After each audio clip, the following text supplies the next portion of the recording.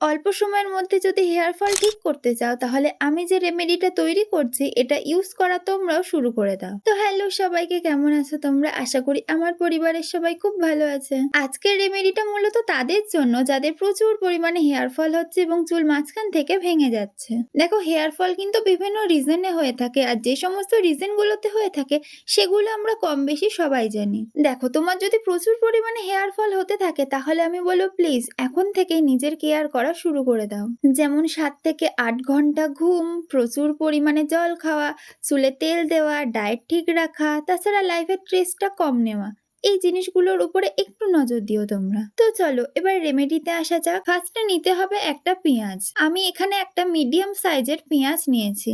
না, তবে আজকের রেমেডিটাই কিন্তু পেঁয়াজের যে একটা স্ট্রং স্মেল থাকে সেটা কিন্তু তোমরা ঠিক পাবে না, কারণ আমি রেমেডিটা যেভাবে তৈরি করব সেরকম কিন্তু কোনো অসুবিধা তোমাদের হবে না। কারণ অনেকেই যখন পেঁয়াজের যে একটা বাজে গন্ধ আছে সেই গন্ধটা অনেকে সহ্য হয় না, কিন্তু আমি রেমেডিটা আজকে যেভাবে তৈরি করছি তাতে কিন্তু কোনো অসুবিধা তোমাদের হবে না।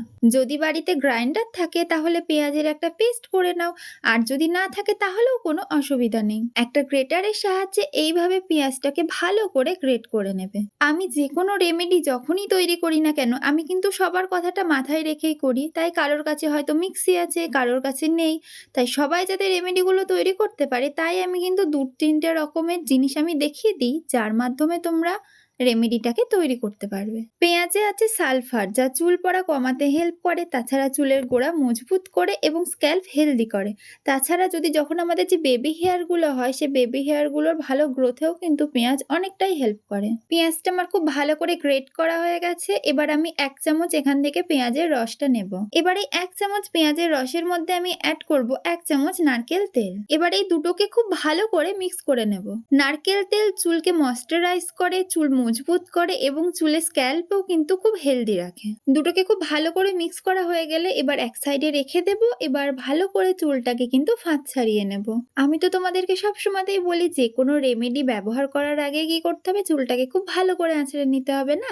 তাই আমিও কিন্তু এখানে চুলটাকে খুব ভালো করে আঁচড়ে নিয়েছি। এবার এই রেমেডিটাকে আমরা খুব ভালো করে স্ক্যাল্পে লাগিয়ে নেব। এই রেমেডিটা কিন্তু করার সময় একটা জিনিসের দিকে তোমরা খেয়াল রাখবে, যেটা আমরা যেহেতু হেয়ার ফলের উপরে কাজ করছি, হেয়ার ফল কমানোর চেষ্টা করছি, তাই কিন্তু তোমরা শুধুমাত্র এটাকে স্ক্যাল্পে লাগাবে, লেন্থে লাগানোর কোনো দরকার নেই। চুলগুলো ঠিক এইভাবে পার্ট পার্ট করে কিন্তু শুধুমাত্র তোমরা স্ক্যাল্পে খুব ভালো করে অ্যাপ্লাই করতে থাকবে। হেয়ার ফল ঠিক করার জন্য এটা কিন্তু একটা স্ট্রং রেমেডি, তাই এটা তোমরা সপ্তাহে কিন্তু নিয়ম করে 2 দিন করে ইউজ করতে পারবে। খুব ভালো করে পুরো স্ক্যাল্পে লাগিয়ে রেখে দেওয়ার পরে এটাকে তোমরা ঠিক 45 মিনিটের জন্য রেখে দেবে এবং তারপরে কিন্তু শ্যাম্পু করে নেবে। আর একটা জিনিস তোমাদেরকে বলি, যখনই তোমরা যে কোনো ব্র্যান্ডেরই শ্যাম্পু ব্যবহার করো না কেন সবসময়তে কিন্তু একটু জল মিক্স করে নেবে।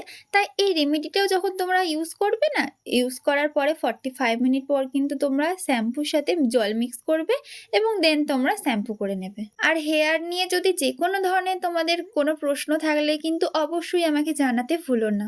যখনই তোমরা কমেন্টগুলো করো আমার কিন্তু খুবই ভালো লাগে। আমি আশা করি সবসময়তেই তোমাদের সমস্ত ডাউটগুলো ক্লিয়ার করতে, হেয়ার নিয়ে যে কোনো ধরনের তোমাদের প্রবলেম হলে সেগুলোকে সলভ করতে। তাই অবশ্যই যদি হেয়ার রিলেটেড কোনো প্রশ্ন থেকে থাকে তাহলে অবশ্যই আমাকে কিন্তু জানাতে ভুলো না। আর তোমার যদি এখন হেয়ার ফল হয়ে থাকে তাহলে আমি বলবো আর দেরি করো না, এই রেমেডিটা ইউজ করা শুরু করে দাও। তো চলো আজকের মতন এইটুকুনি, দেখা হচ্ছে পরের ভিডিওতে। ততক্ষণের জন্য বাই।